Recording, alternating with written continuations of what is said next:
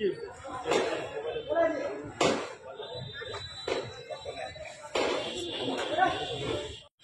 বলবেন?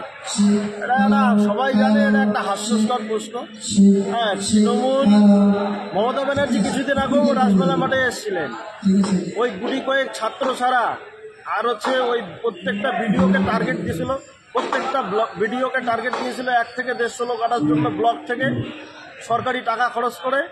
তাতেও আমরাই তো দেখছিলাম যে এখানে ওই 2 থেকে 4 হাজার লোক ছাড়া এই রাসমেলা মাঠে মমতা ব্যানার্জিকে দেখার মতো আসেনি।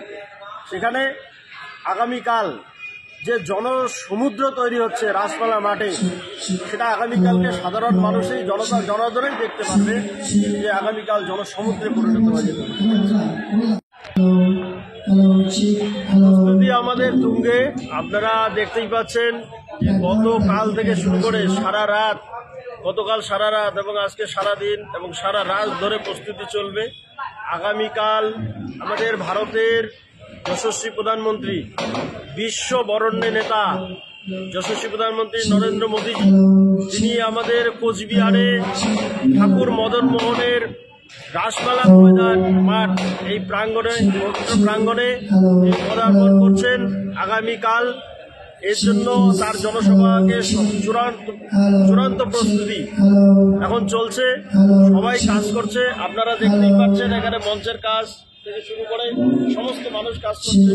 আগামীকালকের জনসভা আমাদের একটা ভয় হচ্ছে, সেটা হচ্ছে যে আগামীকালকে যে জনতার ঢল নামবে, সেই জনতার ঢল আমরা কিভাবে সামলাবো সেটা নিয়েই আমরা চিন্তায় আছি।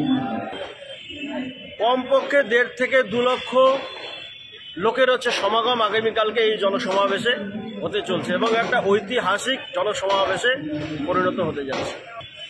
মুরারি কৃষ্ণ রায়, জেলা সভাপতি, কিষাণ মোর্চা।